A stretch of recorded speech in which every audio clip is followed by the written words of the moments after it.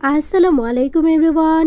এই ড্রামার প্রথমেই আমরা ভ্যানকে দেখি। সে তো ম্যাঙ্গিও নামের একটি ছেলের সাথে ছিল। তারা সেখানে অনেকটা ক্লোজ হয়ে পড়ে। আর এখানে ভ্যান তাকে ডিরেক্টলি জিজ্ঞেস করে যে তুমি কি ভার্জিন।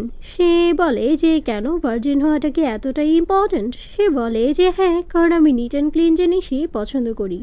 সে হ্যাঁ বলে আর তাকে তার কাছে টেনে নেয় আর বলে যে এখন আমিও দেখাবো যে আমি কি করতে পারি।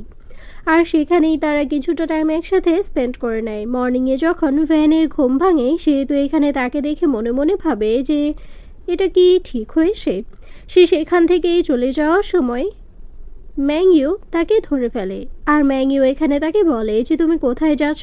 সে কিছু না বলে সরে গিয়ে তার ব্যাগ থেকে টাকা বের করে আর বলে যে তোমার পারফরমেন্সে আমি হ্যাপি, তাই তোমার সার্ভিসের জন্য আমি তোমাকে পে করছি, কিন্তু তোমার সাথে নেক্সট টাইম কখনো দেখা হবে কিনা সেটা জানি না। এটা শোনার পর ম্যাঙ্গিও রেগে যাওয়ার বলে যে তুমি কি বলতে চাচ্ছ।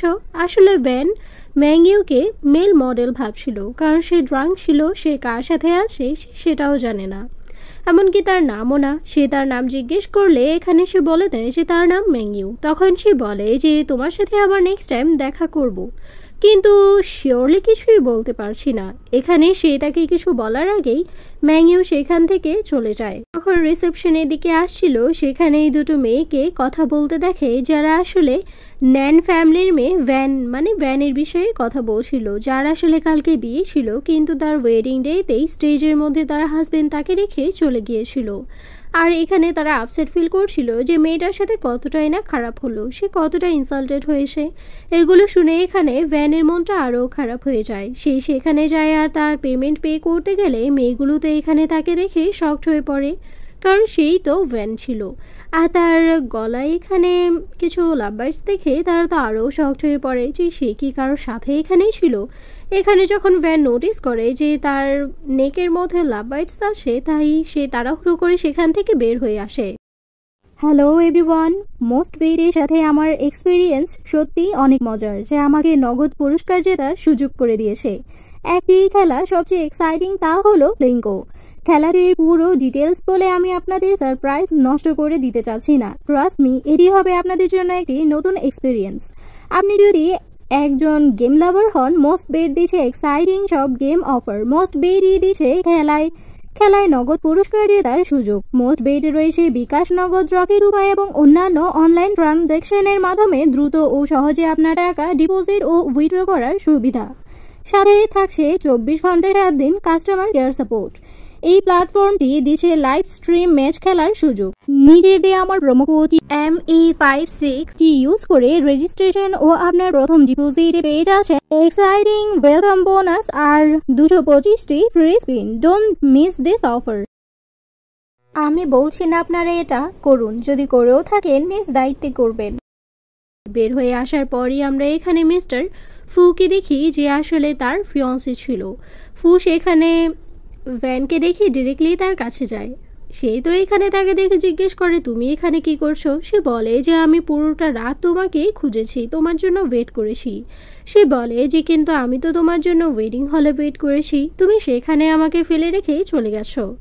আসলে ভ্যান জানতে পেরে গেছে যে তার ফিয়ন্সে ফু আসলে তার এই স্টেপ সিস্টার ওয়াংয়ের সাথেই চিট করছে তাকে। আর সে যে স্টাডি আর বিজনেসের কথা বলে অ্যাব্রডে 2 বছর থেকে সে তখনই আসলে তার স্টেপ সিস্টার ওয়াংয়ের সাথে তার অ্যাফেয়ার ছিল। আর তার কারণেই সে তাকে ছেড়ে স্টেজ থেকে সেখান থেকে চলে যায়। এখানে তো সে তাকে অনেক বোঝানোর চেষ্টা করে, কিন্তু ওয়ান তাকে বলে যে তুমি কি বোঝাবে, তুমি একটি ওয়েডিং এর মধ্যে রাইটকে রেখে চলে গেছো, এর কোনো এক্সকিউজ আছে? সে বলে যে তুমি তো জানোই যে ওয়াংয়ের ক্যান্সার, সে বড় জোড়া 6 মাসে বাঁচবে, তুমি কেন তাকে নিয়ে এতটা হিংসা করো? মেয়েটাকে একটু খুশি দিতে পারলে সমস্যাটা কি? আমি তো বললাম আমি তোমাকে বিয়ে করব। সে বলে যে আর কোনো প্রয়োজন নেই, যার জন্য আমি এতটা ওয়েট করেছি সে যখন আমার ওয়েটের গুরুত্ব দেয়নি, তাই আমি তাকে বিয়ে করব না। কিন্তু ফু এখানে তাকে ইনসিস্ট করার চেষ্টা করে, বোঝানোর চেষ্টা করে, কিন্তু তখনই সেখানে ওয়াং দৌড়ে আসে। আর ফুকে বলতে থাকে যে আমার জন্য তোমাদের মধ্যে প্রবলেম হচ্ছে। সে তো এখানে সাধু সাজার নাটক করতে থাকে আর এতটাই ইনোসেন্ট সাজে যে বলার বাহিরে। সে এখানে বলতে থাকে যে আমাদের জন্য হয়তো সিস্টার ভ্যানের অনেক প্রবলেম হচ্ছে, কিন্তু এখানে ফু বলে যে তুমি তো এমনিতেই অসুস্থ, তুমি কেন তার কাছে ক্ষমা চাইছো।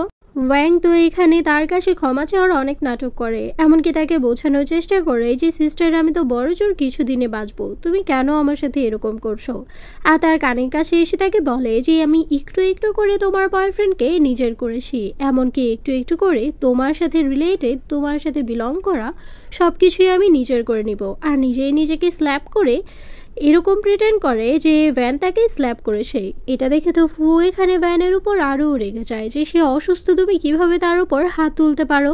কই আরও তাকে একটু সান্ত্বনা দিবে, কিন্তু এইখানে ভ্যান এতটাই রেগে ছিল যে এত বড় কাণ্ড করে সে আবার এমন নাটক করছে।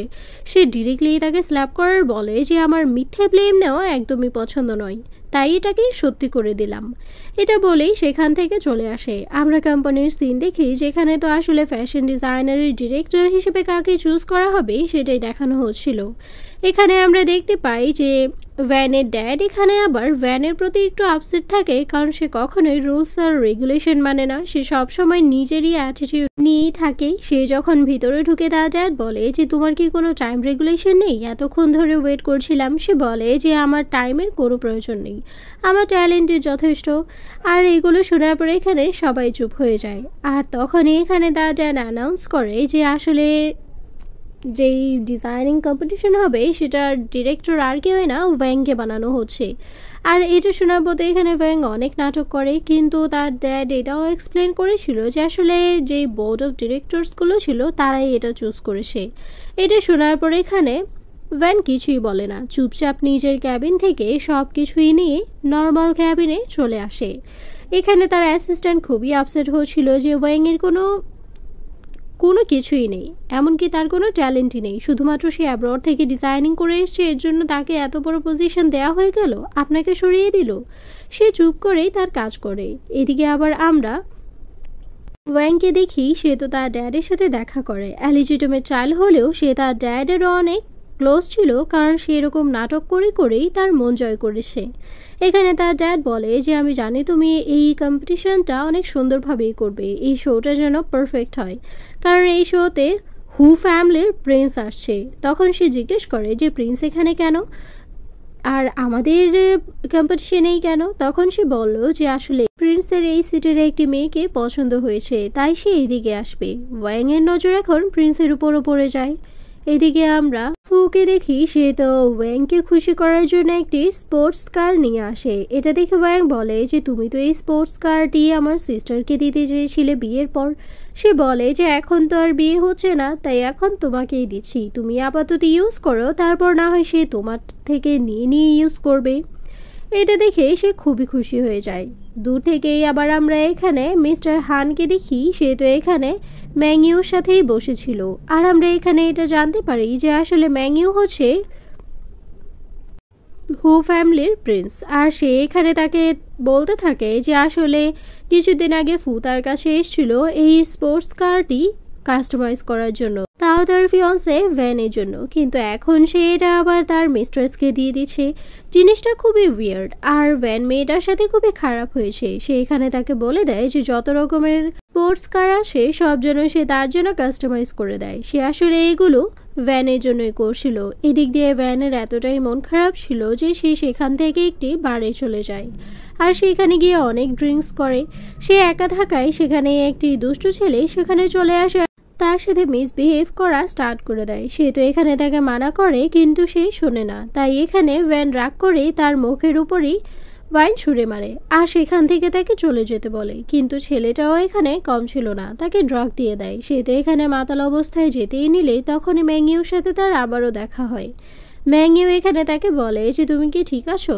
সে তাকে হ্যাঁ বলে আর বলে যে আমি খুবই খুশি যে আবারও তোমার সাথে দেখা হয়েছে। আর তারা সেখান থেকে আবারও একটি হোটেল রুমে চলে যায় আর সেখানে গিয়ে আবারও তাদের নাইট স্পেন্ড হয়ে যায়। মর্নিংয়ে যখন ভ্যানের ঘুম ভাঙে, সে তো এখানে ম্যাংইউকে দেখে মনে মনে ভাবে যে আমি কি আবারও এই মেল মডেলের সাথে নাইট স্পেন্ড করে ফেলেছি। সে তো সেখান থেকে চুপচাপ উঠে চলে যাওয়ার চেষ্টা করছিল, কিন্তু ম্যাংইউ তাকে জোরে ধরে রাখে আর তাকে বলে যে তুমি প্রত্যেকবার আমাকে রেখে চলে কেন যেতে চাও, আমি কি এতটাই খারাপ? তখন সে ড্রেস চেঞ্জ করে আসে আর বলে যে খারাপের কিছুই নেই, এমনিতেও তোমার পারফরমেন্স আমার খুবই পছন্দ। বাই দ্য ওয়ে, তুমি এখানে কতদিন ধরে কাজ করছো? সে বলে যে তুমি কি মিন করছো? সে বলে যে কিছুই না, জাস্ট তোমার পারফরমেন্সের উপর ভিত্তি করেই বলছিলাম। তোমার এখন থেকে কোনো কাজই করতে হবে না, তুমি আমার সাথেই থাকো, আমি তোমার লিভিং এক্সপেন্সেস সব কিছুই দিব। তাই এখানে ম্যাংইউ বুদ্ধি করে বলে যে সত্যি তুমি আমাকে সাপোর্ট করবে? সে হ্যাঁ বলে সে তাকে ফোর্সলি তার কাছে আনার কিস করে বলে যে ঠিক আছে, তাহলে তুমি যেভাবে আমাকে রাখতে চাও আমি সেভাবেই তোমার সাথে থাকবো। সে ওকে বলে আর বলে যে ঠিক আছে, তাহলে তুমি আমার কাছে কি চাও? তখন ম্যাংইউ বলে যে আমি হু ফ্যামিলির হেরিটেজের একটি অ্যাপার্টমেন্ট চাই। সে তো জানতোই যে সেই হেরিটেজ আসলে তাদের ফ্যামিলিরই, তাই সে ইচ্ছে করেই সেখানে একটি অ্যাপার্টমেন্ট চায়, যেন সেখানে যদি ভ্যান তার জন্য অ্যাপার্টমেন্ট নেয় সেখানে তারা দুজন একসাথে থাকতে পারবে। তাই এখানে ভ্যানও রাজি হয়ে যায়। এটাতে সে খুবই খুশি আর বলে যে সত্যি কি তুমি আমার জন্য এগুলো করবে? সে বলে যে হ্যাঁ, কেন নয়, তুমি এমনিতে খুবই ইনোসেন্ট। আর মনে মনে ভাবে যে এই ছেলেটা কতটা ইনোসেন্ট, এমনিতেও তার কথাবার্তা আর কেয়ারিং নেচারও আমার খুবই পছন্দ। তাই সে এখানে তাকে অ্যাকসেপ্ট করে নেয় আর বলে যে ঠিক আছে, তাহলে কালকেই আমি তোমার জন্য একটি অ্যাপার্টমেন্ট বাই করে নেব।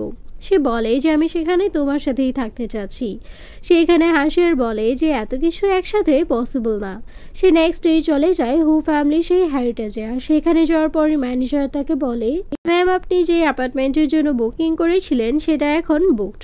অন্যদিকে আমরা সেই হেরিটেজের মধ্যে ফু আর ওয়েনকে দেখি, তারাও সেখানে এসেছিল। আসলে ফু বিয়ের আগেই ওয়েনকে এইখান থেকে একটি অ্যাপার্টমেন্ট দেওয়ার কথা বলেছিল, কিন্তু সেই অ্যাপার্টমেন্টটা এখন ওয়াং বুদ্ধি করে ফুয়ের কাছ থেকে নিজের নামে করে নিতে চাচ্ছে, কারণ সে চায় ভ্যানের সব কিছুই নিজের করতে। পিছনে তাকিয়ে সে সেখানে ভ্যানকে দেখে খুবই রেগে যায় আর ভাবতে থাকে যে সে এখানে কি করছে।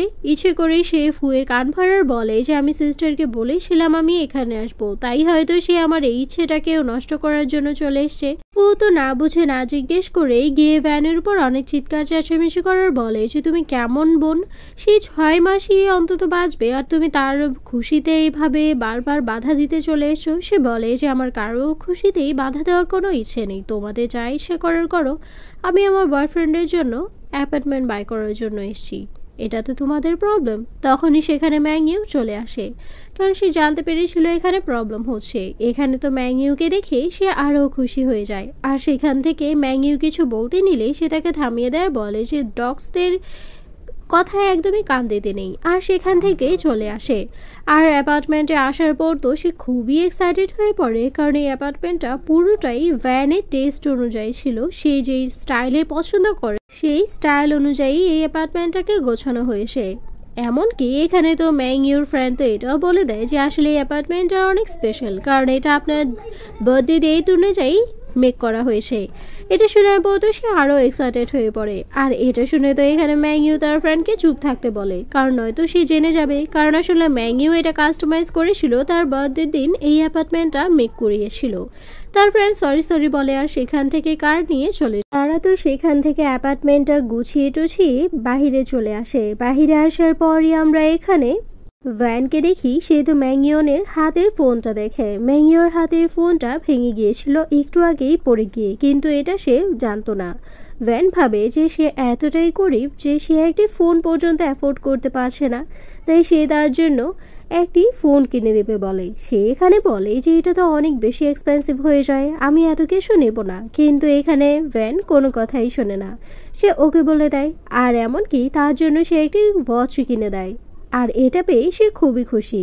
আসলে যে অ্যাপার্টমেন্টের প্রাইস 50 করোড় ছিল, সে তো এটা 5 করোড়ে তাকে দিয়ে দিয়েছে অলরেডি। সে তো এটাও জানতো না যে ম্যাংইউ এতটা বেশি রিচ। সে তো এখানে নিজের টাকায় তাকে আরও উল্টো শপিং করার ছিল। ম্যাংইউ তো এমনিতেও তাকে লাভবান বানিয়ে দিয়েছে, 50 কোটি টাকার অ্যাপার্টমেন্ট 5 কোটি টাকায় দিয়ে দিয়েছে, তাও তাকে। তাই সেই সামান্য শপিং তো নিতেই পারে। এইখানে তারা যখন শপিং করে অ্যাপার্টমেন্টে আসে, ম্যাংইউ তাকে রিকোয়েস্ট করে যেন আজকে সে তার সাথেই থাকে। সে বলে যে অ্যাপার্টমেন্টটা তো আমি তোমার জন্যই কিনেছি। সে যেতে নিলেও ম্যাংইউ তাকে থামিয়ে দেয়, আর সেখানেই তাকে ফোর্সলি কিস করতে থাকে আর তাকে বলে যে আমি তোমার সাথেই থাকতে চাচ্ছি, একা না। এটা শোনার পর বেচারি আর মানা করতে পারে না, আর সেখানেই তারা একটি সুন্দর টাইম স্পেন্ড করে। মর্নিংয়ে যখন আবার ভ্যানের ঘুম ভাঙে, সে তো একাই অ্যাপার্টমেন্টে ছিল। সে উঠেই তার অফিসে চলে যায়, আর যখন ম্যাংইও নাস্তা নিয়ে আসে, সে সেখানে ভ্যানকে পায় না। আসলে ভ্যাং আজকে তার যেহেতু মিটিং ছিল, তাই সে তাড়াতাড়ি চলে যায়। যাওয়ার আগে আবার সে ম্যাংইউকে টেক্সট করে গিয়েছিল। সে বলে যে মনে মনে যে তুমি একদমই চিন্তা করো না ভ্যান, তোমার এই ফ্যাশন শোয়ের কম্পিটিশনটা তো আমিই অর্গানাইজ করব। আর এইদিকে আবার আমরা ভ্যানকে দেখি, সে যখন তার অফিসে যায় সেখানেই আবারও ভ্যাং তার কাছে আসে আর ইচ্ছে করেই তাকে এখানে বলতে থাকে যে সে কালকে রাত্রে বউয়ের সাথে একসাথে কিছুটা টাইম স্পেন্ড করেছে। সে তো এখানে তাকে জেলাস ফিল করানোর জন্য এই কথাগুলো বলছিল, কিন্তু ভ্যানে তো এখন কোনো কিছুতেই যায় আসে না যে সে ফুয়ের সাথে যা ইচ্ছে তাই করুক। সে তো এখানে তাকে অ্যাটিটিউড নিয়ে আনসার দেয় যে এগুলো আমাকে শুনিয়ে কোনো লাভ নেই, আর মিটিং রুমে চলে যায়। যেখানে তো সে এখানে ভ্যানে ডিজাইন করা সেই ডিজাইনসগুলোই দেখিয়ে দেয় যেগুলো আসলে তারই ছিল, আর এগুলো আগের ছিল। কিন্তু এখানে সে খুবই প্রাউড ফিল করছিল। এখানে ভ্যান বলে যে এগুলো তো আমার গত বছরের ডিজাইন, তাই এত লাফালাফি করার কিছুই নেই। সবাই এখানে বলতে থাকে যে তুমি ওনাকে এভাবে কেন বলছো, উনি আমাদের ডিজাইনিং ডিপার্টমেন্টের ডিরেক্টর, ওনাকে রেসপেক্ট করে কথা বলো। আর এখন তো তুমি আর ডিরেক্টর না। আর ওয়াংকে সবাই সাপোর্ট করছিল, এমনকি তারা এটাও ভাবছিল যে ওয়াং যেহেতু অ্যাব্রড থেকে ডিজাইনিং কমপ্লিট করে এসছে, তাই হয়তো ডিজাইনিংয়ের মাস্টার মিস্টার হুয়ের অ্যাসিস্ট্যান্টই হয়তো ওয়াং, কারণ হুয়ের অ্যাসিস্ট্যান্টের বিষয়ে কেউই জানতো না, অনেক মিস্টেরিয়াস। জাস্ট এতটুকুই জানা গেছে যে সে অ্যাব্রড থেকে ডিজাইনিং করেছে। সবাই তো ভাবছিল যে মাস্টারের অ্যাসিস্ট্যান্ট হয়তো সে এখানে এটাও অ্যাকসেপ্ট করে নেয়, রব জমাতে থাকে। কিন্তু ভ্যান এটাতেও পাত্তা দেয় না, আর সে তো এটা শুনে খুবই রেগে যায়। আর সে তার ড্যাডের কাছে গিয়ে নালিশ করে যে এই ডিজাইনিং শোয়ে যে কম্পিটিশন রয়েছে সেখানে তো সে ডিরেক্টর, কিন্তু সে এখানে ভ্যানকে ডিজাইন করে দিতে বললে সে তো রাজিই হচ্ছে না। তাই তার ড্যাড বলে যে এত প্রবলেম কি, সে যদি দিতে নাও চায়, তুমি তো অনেক ট্যালেন্টেড, আমি জানি, আমার পুরো বিশ্বাস আছে তোমার উপর, তুমি অবশ্যই পারবে। সে এখানে মনে মনে ভাবে যে আমি কিভাবে পারবো, কারণ আমার সব সার্টিফিকেটই তো ফেক। সে লুকিয়ে লুকিয়ে রাত্রে অফিসে যায় ডিজাইনসগুলো চুরি করার জন্য, কিন্তু সেখানে গিয়ে দেখে যে ভ্যান তো তার ডেস্কের মধ্যে কোনো ডিজাইনই রাখেনি, আর যেগুলো রেখেছে সেগুলো ইনকমপ্লিট। সে তো রেগে গিয়ে ফুকে কল করে আর বলে যে তুমি আমার সাথে দেখা করো। আর এখানে আবারও তাকে মিস ইউ লাভ ইউ বলে ইমোশনাল ব্ল্যাকমেল করে আবারও তাকে পটিয়ে নেয় যেন সে ভ্যানের কাছ থেকেই ডিজাইনসগুলো তাকে নিয়ে এনে দেয়। আর এখানে যেহেতু সে তার নামে অনেক কান ভরিয়ে দেয় ফুয়ের, ফু এখানে রেগে গিয়ে তার কাছে যেতে চাইলে সে এখানে আবারও ইনোসেন্ট সাজার নাটক করে। ফু রাজি হয়ে যায় ভ্যানের সাথে ডিজাইনের ব্যাপারে কথা বলার জন্য, তার কাছ থেকে ডিজাইনস নেওয়ার জন্য।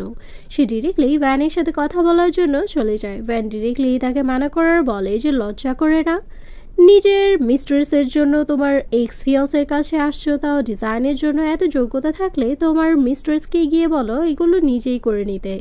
এইটা শুনে আবার ফুয়ের অনেক ইগোতে লাগে। সে তাকে ধমকে বলে যে তোমার এত বড় সাহস, তুমি তাকে মিস্ট্রেস বলছো।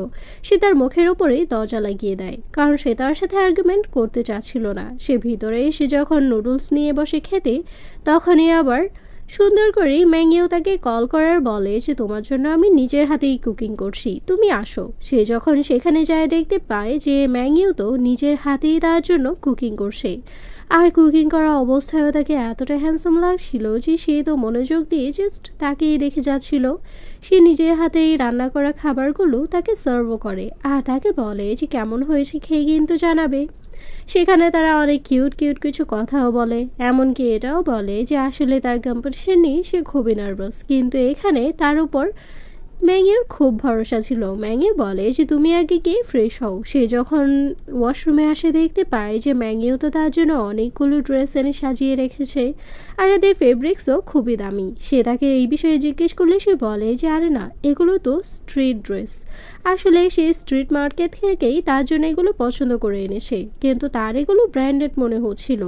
কিন্তু এই কথা কাটানোর জন্য সে বলে যে আমি জানি তোমার হয়তো পছন্দ হবে না, আমি তো গরিব, আমার সামর্থ্য অনুযায়ী আমি এনেছি, আর আমি জানি তোমার টেস্ট বার কেমন, তাই এরকম এনেছি। সে খুবই খুশি হয়ে যায়। সে যখন ড্রেস চেঞ্জ করে ফ্রেশ হয়ে আসে তখনই তো ম্যাগিও তাকে কোলে করে নেয় আর বলে যে তোমাকে আমি অনেক বেশি পছন্দ করি, তুমি কি কখনোই প্লিজ আমাকে সেরে যেও না। আর একসাথে সেখানে আবারও তারা টাইম স্পেন্ড করে। আমরা ভ্যানকে দেখি, সে তো ম্যাগিওর কেনা ড্রেস পরেই অফিসে আসে আর মনে মনে ভাবে যে সে কিভাবে জানলো যে আমি এই টাইপের ড্রেস আপ করি, আর ড্রেসটাও খুব সুন্দরভাবেই ফিট হয়েছিল। ওয়াং আবার নোটিস করে যে ভ্যান অফিসে চলে এসছে, তাই সে ফুকে কল করে বলে তার বাসা থেকে ডিজাইনসগুলো চুরি করে আনতে। এই ছেলে তো এতটাই অন্ধ ছিল তার প্রেমে যে সে ডিরেক্টলি ভ্যানের বাসায় যায় আর তার লকার থেকে ডিজাইনসগুলো চুরি করে নিয়ে চলে আসে। আর আমরা বোর্ড মিটিংয়ে দেখি যেখানে সব বোর্ড অফ ডিরেক্টরসগুলো বসেছিল, সেখানে ওয়াং চুরি করা সেই ভ্যানের ডিজাইনসগুলোই সবার সামনে শো করায়। এটা দেখার পর তো এখানে ভ্যান কিছুক্ষণের জন্য চুপ থাকে, কিন্তু যখন তার ড্যাড এখানে তার প্রশংসা করছিল তার এখানে খুবই রাগ হয়, কারণ সে তো তার ডিজাইনসগুলোই চুরি করিয়ে এখানে দেখাচ্ছে, কিন্তু সে চুপ থাকে কারণ তার সামনে প্ল্যানিং ছিল। এখন তাকে কিছুই বলবে না, সামনেই সেই ফ্যাশন শোতেই বুঝতে পারবে যে ভ্যানের মাথায় কি চলছে। ভ্যান যখন তার ডেস্কে এসে কাজ করছিল তখনই সেখানে ওয়াং আসে, কারণ তার ড্যাড তার প্রশংসা করেছে, তার কাজের প্রশংসা করেছে, তাই সবাইকে সে একটি পার্টি দিতে চাচ্ছিল। সবাই এখানে রাজি হয়ে যায়, আর ভ্যানও এখানে ইচ্ছে করেই যায় দেখার জন্য যে সে কি শো অফ করতে চায়। সবাই তো এখানে খুবই খুশি। ইভিনিংয়ে সবাই পার্টিতে যাওয়ার পর সেখানে আমরা ফুকেও দেখি, যাকে তো ওয়াং ইচ্ছে করেই সেখানে আনিয়েছিল সবার সামনে, এমনকি ভ্যানের সামনেও ফুকে তার বয়ফ্রেন্ড হিসেবে ইন্ট্রোডিউস করিয়ে দেওয়ার জন্য। কতটা শেমলেস হলে মানুষ নিজের সিস্টারের ফিয়ন্সেকে এইগুলো বলতে পারে, তাও এক্স ফিয়ন্সে। যাই হোক, সেখানে তো ভ্যান কোনো রকমের পাত্তাই দেয় না, যেটাতে আবার ফুয়ের একটু জেলাস ফিল হয় যে সে কেন একটু রাগ করছে না। তারা সেখানে গিয়ে সব অফিস কালিগসরাই বসে পড়ে খাবার টেবিলে, আর সেখানে যখন তারা একসাথে বসে ডিনার করছিল এখানে তো আমরা দেখতে পাই যে ফু আর ওয়াংয়ের ভালোবাসা শেষই হচ্ছিল না। আর যখন আবার ফু নোটিস করে যে ভ্যান তো তাদেরকে পাত্তাই দিচ্ছে না, উল্টো সে অনেকক্ষণ যাবতই চ্যাট করাতে ব্যস্ত ছিল, এটা দেখে ফুয়ের খুবই জেলাস ফিল হয়। আর সে ভাবে যে ভ্যান তো আমাকে অনেক ভালোবাসতো, তাহলে তার কোনো তফাৎ পড়ছে না কেন। আমরা তো এই দিক দিয়ে ম্যাংইউকে দেখি, সে তো জিম করতে গিয়েছিল, আর সেখানে তার বডি দেখে আশেপাশে সবাই খুব প্রশংসা করে। পিছন থেকে ভ্যান দাঁড়িয়ে থেকে স্মাইল করছিল আর তাকে বলে যে আজকে রাত্রেই আমার ফ্যাশন শোয়ের কম্পিটিশন, তুমি কি আমাকে বেস্ট অফ লাক বলবে না। আর সে এখানে সবার সামনে তাকে পরিচয় দেয় তার ফিয়ন্সে হিসেবে, কারণ সে তো এখানে মর্নিং জিম করতে এসেছিল, সে তো জানতো না যে সে এখানে চলে এসছে। সে সবার সামনে তাকে কিস করে থ্যাংক ইউ জানায় তাকে ইনভাইট করার জন্য। আমরা ইভিনিংয়ের মধ্যেই সেই ফ্যাশন শোটা দেখতে পাই, যেটা আসলে ওয়াংয়ের কোম্পানির তরফ থেকে, মানে ভ্যানের ড্যাডের কোম্পানির তরফ থেকে অর্গানাইজ করা হয়েছিল, যেটা ডিরেক্টরই ছিল ওয়াং। ওয়াং সেখানে আসার পর সবাই তার রিপোর্ট নিতে যাবে, তখনই সবাই জানতে পারে যে আসলে হু ফ্যামিলির প্রিন্স যেই কম্পিটিশনে আসবে সেটা হচ্ছে মাস্টার ওয়াং হুয়ের অ্যাসিস্ট্যান্ট যেই কম্পিটিশনটা অর্গানাইজ করছে, তাই সব মিডিয়া লোক সেখানেই চলে যায়। আর আমরা তো জানতামই যে সেই অ্যাসিস্ট্যান্ট আর কেউই না ভ্যানই হবে, কারণ সে হিরো। সবাই যেহেতু জানতো যে প্রিন্স ও এখানেই আসবে, তাই সব মিডিয়ার লোক এখানেই চলে এসেছিল। আর প্রিন্স সেখানে ছিল, কিন্তু কেউই তাকে চিনতে পারে না। সবাই এখানে প্রশংসা করছিল তার ডিজাইনসগুলোর। আর এখানে আমরা অন্যদিকে ওয়াং এর ডিজাইনের যেই শোটা ছিল সেটা দেখতে পাই, সেখানে তার ড্যাড তার ডিজাইনের খুবই প্রশংসা করে, সবাই এখানে তার প্রশংসা করে। কিন্তু তখনই মিডিয়ার লোক চলে আসার বলে যে আপনি তো কপি করেছেন, আমরা একটু আগেই একটি ফ্যাশন শো থেকে এসেছি, যেটা আসলে মাস্টার ওয়াং হুয়ের অ্যাসিস্ট্যান্টের তরফ থেকে দেওয়া হয়েছিল, যেটা আসলে ভ্যানই ছিল, যেটা আবার তারা জানতো না যে সেটা ভ্যান। এখানে ভ্যানকেও ডাকা হয় আর ভ্যানকে বলে যে এই ডিজাইনগুলো তো আপনারই ছিল তাই তো। তখন সে হ্যাঁ বলে আর বলে যে এই ডিজাইনগুলো চুরি করেই তারা এখানে শো করিয়েছে। এটা শুনে তো এখানে ভ্যানের ড্যাড খুবই শকড হয়ে পড়ে। ভ্যানের ড্যাড এখনও জানতো না যে হু ওয়াং মানে মাস্টার ডিজাইনার যে ছিল তার অ্যাসিস্ট্যান্ট তারই মেয়ে ভ্যান। সে তো এখানে সবার সামনেই মাস্টার ওয়াং হুকে কল করে, কিন্তু সে কলটি রিসিভ না করলে এখানে সে বলে দেয় যে তুমি মিথ্যে কথা বলছো, তুমি মাস্টার ওয়াং হু এর অ্যাসিস্ট্যান্ট না আর তুমি আমাকে চুরির অপবাদও দিচ্ছ। তার ড্যাড এটা শুনে খুবই রেগে যায় আর বলতে থাকে যে তুমি কে যে তুমি এই কথা বলবে, তুমি ক্ষমা চাও, কারণ আমাদের কোম্পানি কখনোই এতটা নিচু কাজ করতে পারে না। তখনই আমরা প্রিন্সকে দেখি যেহেতু সুজুকে মাস্টার ওয়াং হুকে অ্যাব্রড থেকেই আনিয়ে নেয় এই সুজুকে তার নিজের প্রাইভেট জেট দিয়ে। আর তখনই ওয়াং হু সেখানে ঠিক টাইমে চলে আসে আর সবার সামনেই বলে দেয় যে আসলে তারা যে ওয়াংকে ভাবছে যে তার অ্যাসিস্ট্যান্ট, ওয়াং আসলে তার অ্যাসিস্ট্যান্ট না, এটা একটি মিথ্যে কথা। আর যে ডিজাইনসগুলো সে শো করিয়েছে তার শোয়ে সেটাও তার অ্যাসিস্ট্যান্টেরই ডিজাইন ছিল। এমনকি সেখানে ভ্যান সেই ভিডিওটাও দেখিয়ে দেয় যেখানে সে নিজেই ডিজাইনগুলো ড্র করেছে, এমনকি তার বাসা থেকে যে চুরিও করা হয়েছে। এই সিচুয়েশনটা সামলানোর জন্য সেখানে ইচ্ছে করে ভ্যান সেন্সলেস হয়ে পড়ে। আর এখানে আমরা ভ্যানকে দেখি যেহেতু তার মাস্টারকে থ্যাংক ইউ বলে আর সেখান থেকে চলে আসে। সে যখন অফিসে যাচ্ছিল তখনই সেখানে আমরা ফুকে দেখি, সে সেখানে আসার বলে যে তোমার বাসা থেকেই আমি সেই ডিজাইনগুলো চুরি করেছি। তার মানে কি তুমি সেই ডিজাইনগুলো কপি করেছিলে ওয়াং হু ডিজাইনারের অ্যাসিস্ট্যান্টের কাছ থেকে? সে বলে যে আমি তাদের সেই ডিজাইন করা জিনিসগুলোই আমার অ্যাপার্টমেন্টে রেখে দিয়েছিলাম, কারণ আমি জানতাম যে চোরেদের নজর আমার উপর থাকবে, তাই আমি এই কাজটি করেছি। ফু এখনও জানতো না যে সেই আসলে ওয়াং হুর অ্যাসিস্ট্যান্ট। তারা তো ভাবছে যে মিস্টার ওয়াং হুর অ্যাসিস্ট্যান্টই সেই শোটা অর্গানাইজ করেছিল আর সেই মিস্টার ওয়াং হোর অ্যাসিস্ট্যান্টের সেই ডিজাইনগুলোই হয়তো ভ্যান চুরি করেই তার লকারে রেখে দিয়েছিল। আর সেই জিনিসটা চুরি করে নিয়ে যেতেই এখন তাদের এত প্রবলেম হচ্ছে। বিশেষ করে এখন ওয়াংকে তার কোম্পানি থেকে অনেক কথা শোনানো হচ্ছে।